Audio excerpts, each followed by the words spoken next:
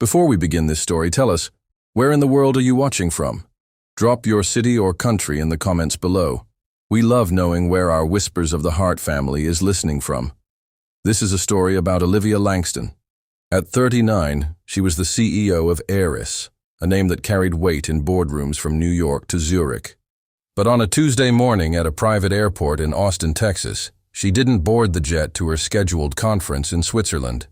She stopped because of what she saw through a glass partition, a man with a young boy and two little girls.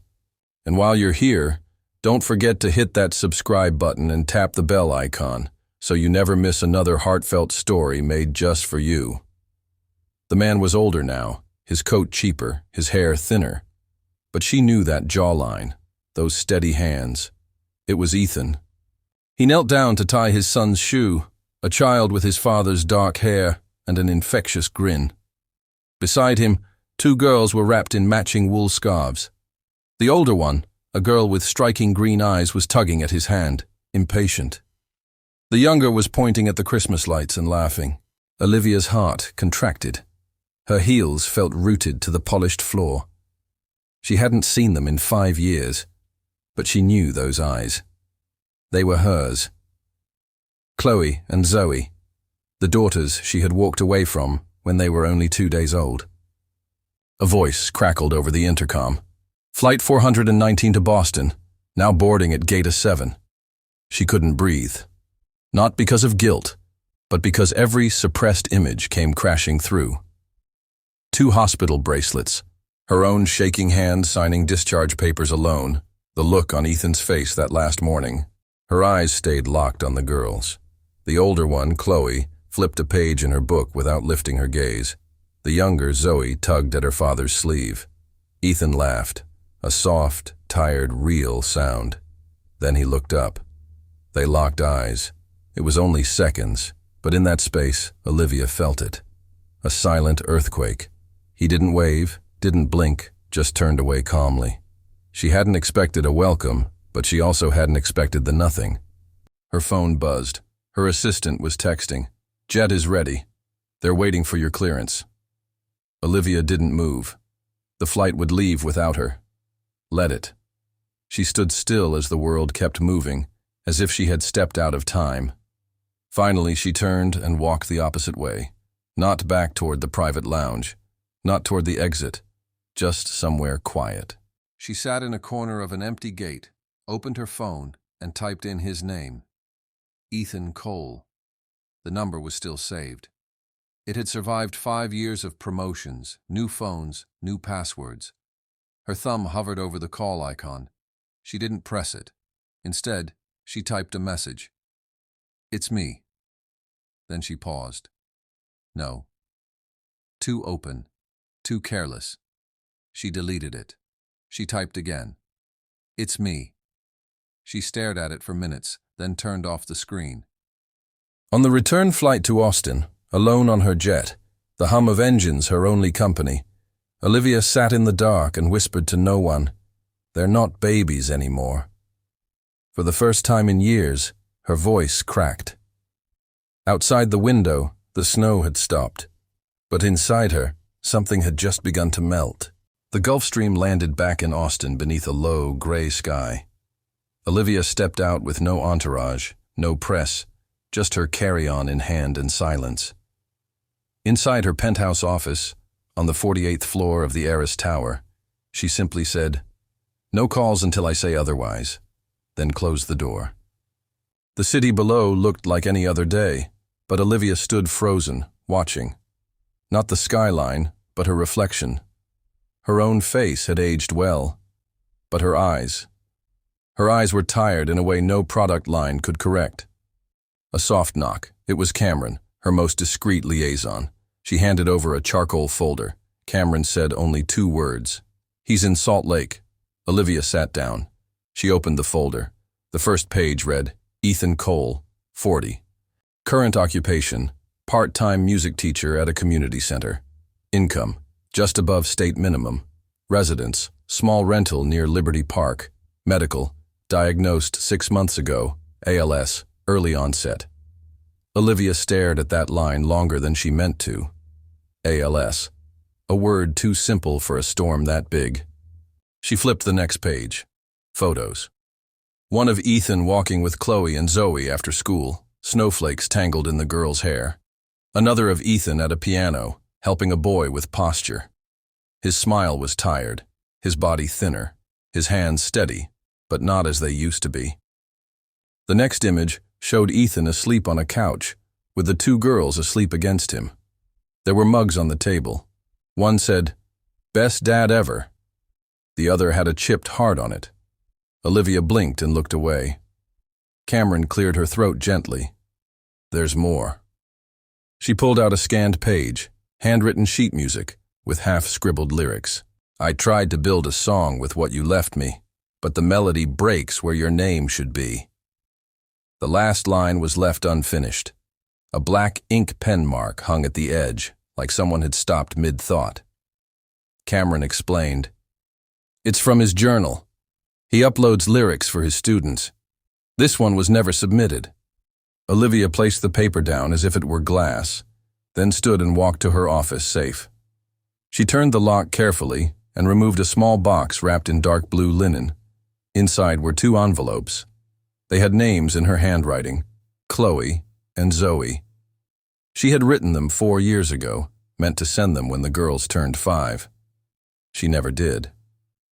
She placed the letters gently next to Ethan's music, then sat back down and picked up her phone. The last message she had typed was still there. "It's me." Still unsent. She stared at it, then pressed send. Not out of impulse, but because she had run out of reasons not to. The next day, the plane touched down in Salt Lake City beneath a sky thick with gray. Olivia didn't leave the terminal for almost half an hour. She just sat there, watching people rush by in coats and scarves, all of them looking like they had somewhere they belonged. The driver was holding a sign that simply read, "Miss S." She gave him a silent nod, stepped into the black SUV, and pulled the door shut behind her. The cold air outside had teeth. The silence inside had sharper ones. She wasn't here to speak, not today, just to observe. The clinic was a small brick building near Liberty Park. She waited across the street, parked behind tinted glass. And then she saw them. Ethan emerged first, leaning slightly on the railing, a winter hat pulled low. The twins flanked him like loyal shadows. Chloe on his right, Zoe on his left. Each of them held one of his hands. Olivia didn't realize she was holding her breath until her lungs started to burn. Ethan paused at the sidewalk, looked both ways, then turned right, toward her. Their eyes met through 2 panes of glass and 5 years of silence. He didn't flinch, didn't wave, didn't smile, just stared, his lips tightening, not in shock, not in sadness, but in a kind of quiet, bone-deep recognition, the kind that said, "So you finally showed up." The car door opened before she realized she'd touched the handle. "Ethan," she said. It came out breathless. The girls turned slowly. Zoe blinked in confusion. Chloe froze, her gaze narrowing as she tried to understand something her heart didn't want to accept. Ethan stepped forward, raising a hand as if to stop her right there. "You don't get to do this," he said, his voice firm but calm. "I'm not here to cause a scene. She hesitated. "I just wanted to see them." "They didn't want to see you disappear, but that happened." His words hit like frostbite, slow and numbing. She looked down. The snow around the tires was gray and slushy, just like this moment. Nothing pure, nothing soft. "They don't need you to watch, Olivia," he said. "They needed you to stay." 5 years ago, there was no shouting, no drama, just 2 people speaking like adults who used to know each other's breathing patterns in the dark. Chloe tugged Ethan's coat sleeve. "Dad, can we go?" "Yeah, let's go." The 3 of them walked toward the entrance. Olivia stayed behind. She didn't move. But just before the clinic door slid shut, Chloe turned. Not with anger, not with tears, but with a single look. Sharp, alert, and wet in the corners. A child who remembered everything.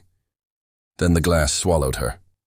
The SUV carried a faint scent of citrus and shoe polish. Olivia stated the hotel name in a flat tone, then leaned back in her seat, her forehead resting against the window. She closed her eyes, letting it echo inside. Outside the window, Salt Lake drifted by in a blur of falling snow and red lights. But inside the SUV, everything was silent. And in that stillness, for the first time in years, Olivia cried without sound, without shame.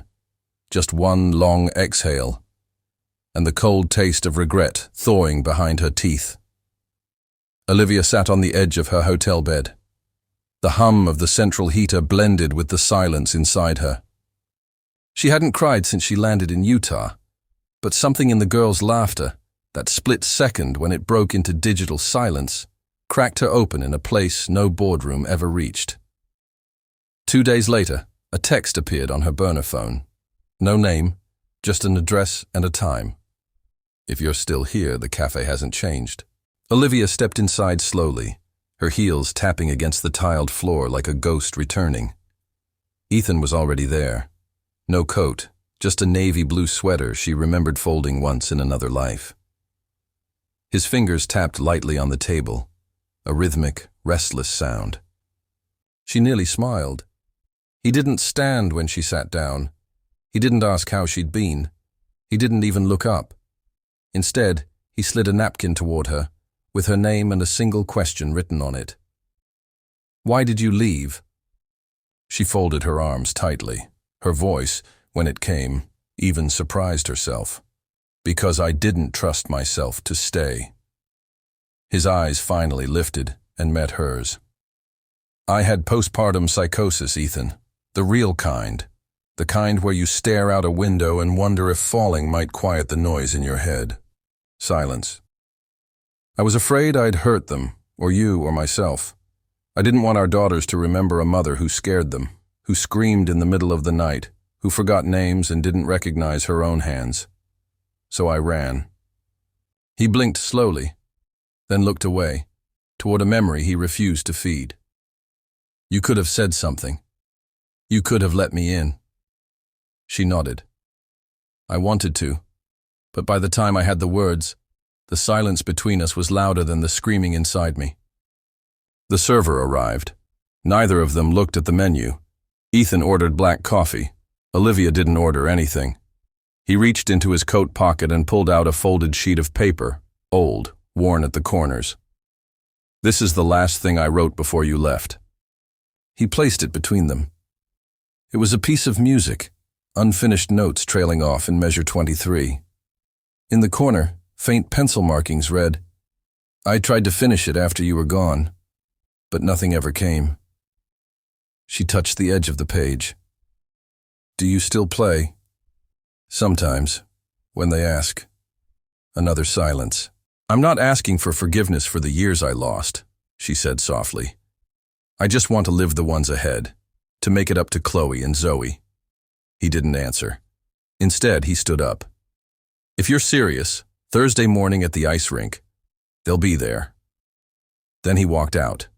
She stayed in the cafe long after the sun had dipped behind the mountains. At one point, the server offered to clear the table. She shook her head, her eyes still fixed on the sheet music. It was Zoe who suggested the skating rink.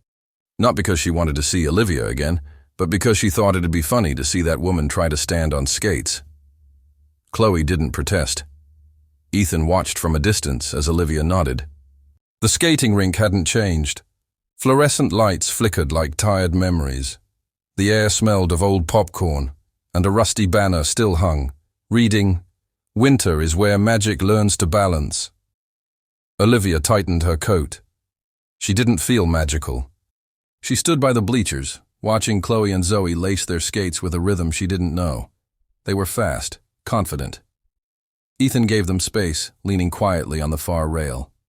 Olivia's hands trembled as she picked up a pair of skates, rental, like everything else in her life now felt, and walked toward the ice. The first 10 minutes were humiliation on repeat. She wobbled, slipped, caught herself on the railing, and nearly fell onto a teenager carrying nachos. Zoe giggled. Chloe looked away. Olivia exhaled, smiled back, and skated again. Badly, but again. Then she noticed something small. Every time she fell and got back up, Zoe's glances lasted longer. Chloe's arms folded a little looser. They skated silently in a triangle. No words, just proximity. Later on the bench, Zoe sat beside her with a skate off, rubbing her ankle. Her long brown hair was tangled near the back. Olivia instinctively reached to help. "May I?" she asked softly. Zoe didn't answer, but she didn't move away either. Olivia turned to face her. She tried to gather the hair like she remembered from YouTube tutorials. Left over right, then pull. But her fingers fumbled. She twisted instead of weaving. The braid looked like a defeated pretzel. Zoe winced as Olivia pulled too tight. "Sorry, hold on." Chloe's voice cut in. Olivia turned. Chloe knelt down beside them, pulled a purple elastic band from her wrist and handed it over. Her face was unreadable. "Use this. It holds better." Olivia took it slowly, not blinking. "Thanks," she whispered. Chloe stood back up. "It's for the braid," she said. "Not you." There was a pause. Then Olivia asked, "Do you braid Zoe's hair often?" Chloe shrugged. "Someone has to." "Makes sense," Olivia paused.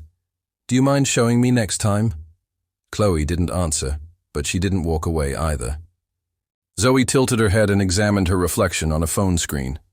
The braid was lumpy, half-formed, but done. "It's okay for a first try," she said. Then she added, "Don't give up." It was the exact phrase Ethan had used the night Olivia left. Back in the car, Ethan was silent. The twins munched quietly on crackers from the vending machine. Olivia stared out the window. Then gently, a hand tapped her arm. It was Zoe. She handed Olivia a small folded paper. Olivia unfolded it with careful hands. It was a drawing, childish, but warm. 3 stick figures stood on ice. One had a ponytail, skates drawn backward, arms flailing. The caption read, "Mom's first try, still worth it." Olivia swallowed. She kept the paper, not in her purse, but in her chest pocket, over her heart. Outside, the sky was the color of slate. The last snow flurries of March fluttered through the air like bits of torn paper. The car ride home was mostly silent, except for the quiet crinkle of Zoe's drawing as Olivia folded it again and again in her hands, as if smoothing the corners could slow her racing heart. That night, after the girls went to bed and the dishes were stacked quietly in the drying rack, Olivia stood at the kitchen sink, staring out the window. In the reflection of the glass, she caught a glimpse of Ethan walking down the hall toward the bathroom. His posture was just a bit slower than usual, his hand resting on the wall like he needed it. He didn't return. There was a thud, a wet, sudden thud, like someone dropping a stack of towels on tile. Chloe's scream tore through the hallway seconds later. Olivia's feet slammed against the hardwood. She reached the bathroom doorway at the same moment Chloe did. Ethan was crumpled near the base of the tub. One hand was curled near his chest, the other twitching. His face was pale, too pale, and his breathing was shallow, fractured like broken glass. "Chloe," Olivia snapped, her voice steady in panic. "Get your phone. Call 911 now." Chloe obeyed. No argument, just wide eyes and trembling fingers dialing the 3 numbers. Olivia dropped to her knees beside Ethan, whispering his name, brushing damp hair from his forehead, checking his pulse like she still remembered how from a CPR class 10 years ago. "Stay with me," she begged, her voice breaking for the first time. "Please, Ethan, just stay." By the time the ambulance's lights flashed across the frosted windows, Zoe was clinging to her sister, both girls wrapped in coats over pajamas. Olivia rode in the front seat, arms clenched to her chest, every mile feeling like an hour. The ER at Salt Lake Regional was cold and blue-lit, sterile in every way, except for the human ache it carried. Ethan was taken straight to the ICU for cardiac evaluation. The diagnosis came within the hour: minor cardiac arrhythmia brought on by prolonged stress. underlying fatigue and possibly dehydration. They were monitoring him overnight. Olivia sat in the waiting room while the girls slept on 2 connected chairs. Her hands were empty. No phone, no papers, no deals to review. Just her. Just this. The nurse came out just after 2 a.m. "He's asking for you," she said gently. "And he said to bring the girls if they're awake." They weren't. But Olivia carried Zoe in her arms and held Chloe's hand as they entered the pale, humming light of ICU room 7B. Ethan looked smaller in the hospital bed. Paler, yes, but not just from the illness, from the years, from the weight of carrying too much for too long. "Hey," he said, a weak smile on his lips. "Thanks for coming." "I didn't hesitate," Olivia replied. Her voice was soft, but it cut through the air like truth. "I left a meeting with the International Clean Water Coalition mid-sentence. Didn't even say goodbye." Ethan chuckled and winced. "That's progress." Olivia nodded. She sat beside him. The girls were already asleep again, curled on the extra cot nearby. "I don't know how much time I've got," he said quietly. "No one ever does. But I do know this. If you've really changed, if you're really going to be here for them, for us, then don't disappear again." She stared at him. His eyes weren't accusing. They were tired, but open. "I won't," she said. "I'm done running." Silence. Then, "Good, because they've just started to notice the shape of your shadow, and they'll miss it if it vanishes again." Around 4:10 a.m., Chloe stirred and sat up. The room was quiet except for the soft hum of machines and her mother's breathing beside Ethan's bed. She didn't say anything, just stood. And without waking Olivia, she walked over, took the light hospital blanket folded at the edge of the cot, and gently draped it over her mother's shoulders. Then she went back to her corner and laid down again. It was the first time she covered her mother in warmth. Olivia didn't even move, but her fingers twitched slightly under the blanket, as if something in her chest had finally exhaled. Utah, early March. The hospital sent Ethan home 3 days ago. His steps were slower now. His voice came out thinner, but somehow the house felt steadier with Olivia inside it. At 6:15 a.m., the coffee pot sputtered like it hadn't done in years. Toast burned on the second try. A pan of pancakes smoked up the kitchen as Olivia muttered something about griddle temperature lies. Chloe walked in wearing 2 mismatched socks, staring like Olivia was a museum exhibit. Olivia grinned. Chef Disaster reporting for duty. Chloe blinked, then silently opened a window to let the smoke out. That was how it started. Not with apologies, not with lectures, but with smoke. By day 4, Olivia was on school pickup duty. On day 6, she forgot Zoe's permission slip and had to walk back through the school hallway, her heels echoing like she didn't belong. On day 7, she argued with Chloe over which sweater matched her snow boots. Chloe won. But one afternoon, while putting away laundry, Olivia noticed something strange. At the back of Chloe's closet, buried under old drawings and dried markers, was a taped-up shoebox. She opened it gently. Inside were dozens of sketches, crayon, pencil, even marker, all drawn over the last few years. Each one showed a family, some with 3 people, most with 4. And in every single one there was a woman. Sometimes faceless, sometimes with glasses, once even wearing Olivia's signature white trench coat, but always standing close to the father and always holding the girl's hands. Her fingers trembled slightly as she flipped through them. The final drawing was different. It was Chloe's hand for sure. The lines were cleaner, more certain, and the scene was cold. 4 figures standing under falling snow, 2 taller, 2 smaller. One woman had her arms around all 3. No eyes, no names, just snow. That night, Olivia didn't sleep. She sat by the dining table, a sketch pad in front of her, her hands unsure, lines awkward.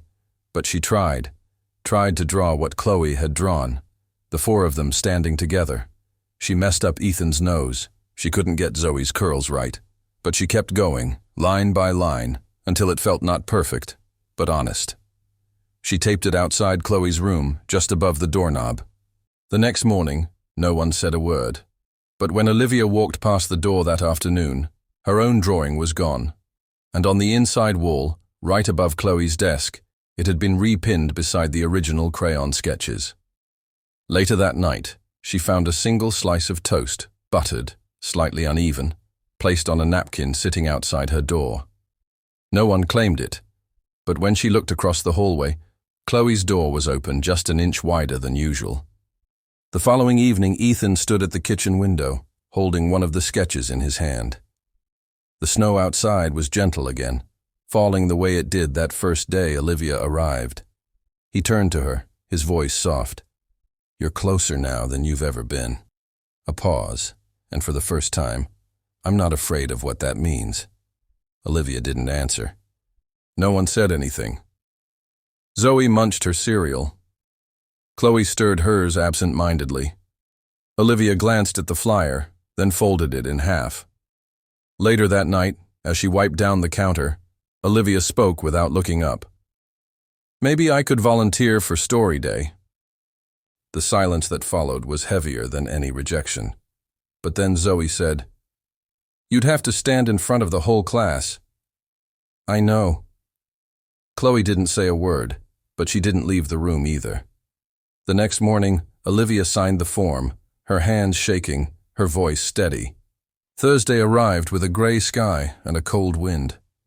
Olivia wore a cardigan she hadn't touched in years. It still smelled faintly of lavender. The library was warm. A group of 6- and 7-year-olds sat in a semicircle on the carpet, their shoes squeaking. Olivia stood at the front, gripping a worn-out children's fable, one she had rewritten by hand the night before. It was a story about a mother fox who disappeared into the forest, not because she didn't love her cubs, but because the darkness inside her had grown too thick to see through.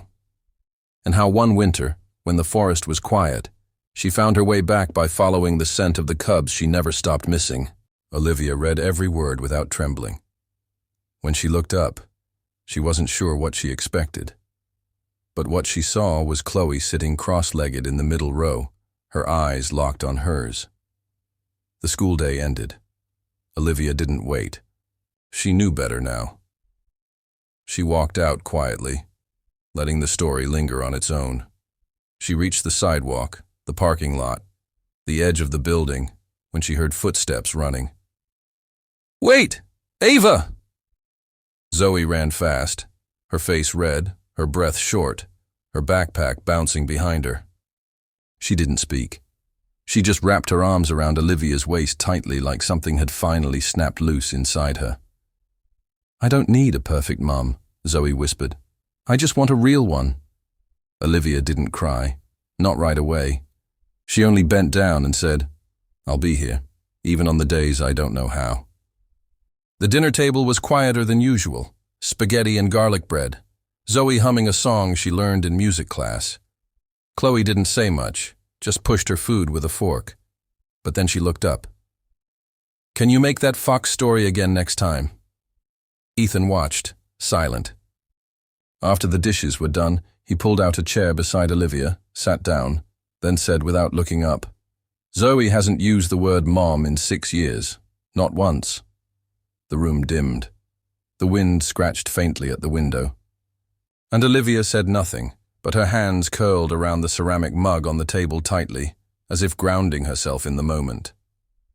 Because for the first time, she belonged again. That night, after the girls went to bed, the silence between Olivia and Ethan wasn't empty anymore. It held something unspoken, something no longer shaped like resentment or regret. Ethan stood by the window, his hand resting on the curtain cord.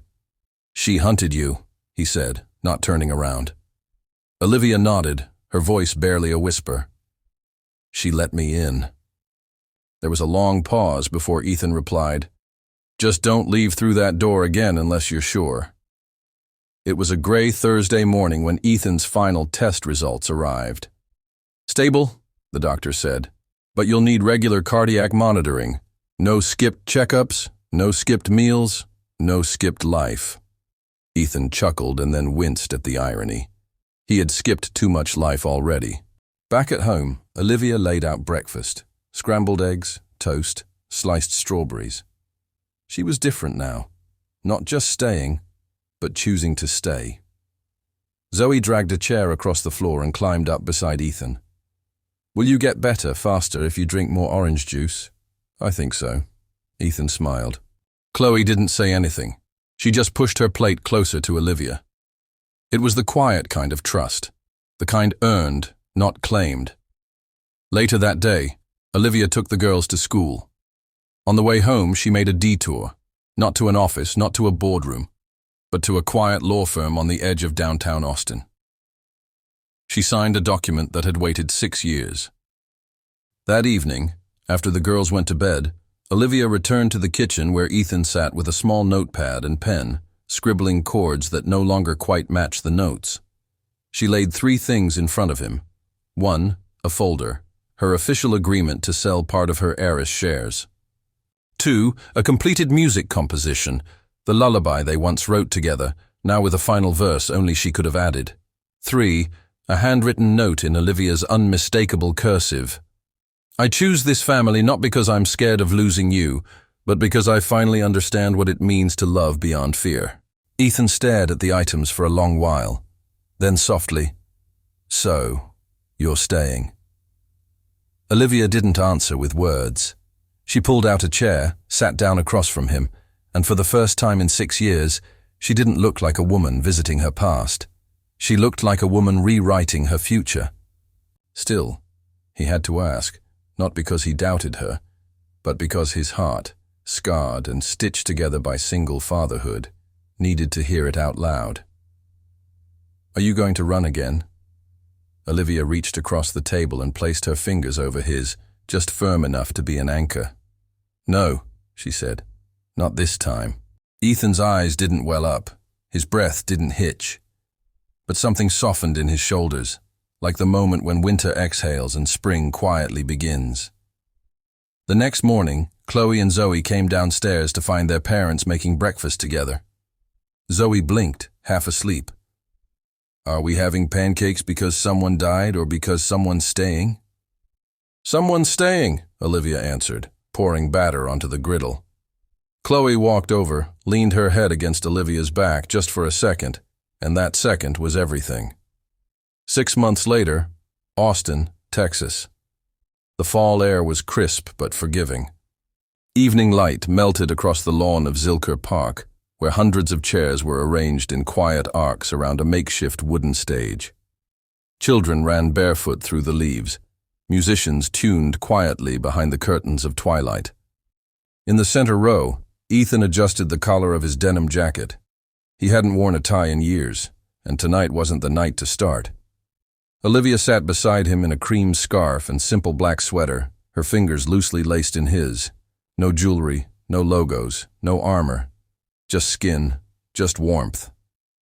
Chloe appeared first, poised, breath steady. Then Zoe, slightly nervous, her bow trembling in hand. They stood side by side, a spotlight framing them in golden silhouettes. And then they began. The piano chords were familiar.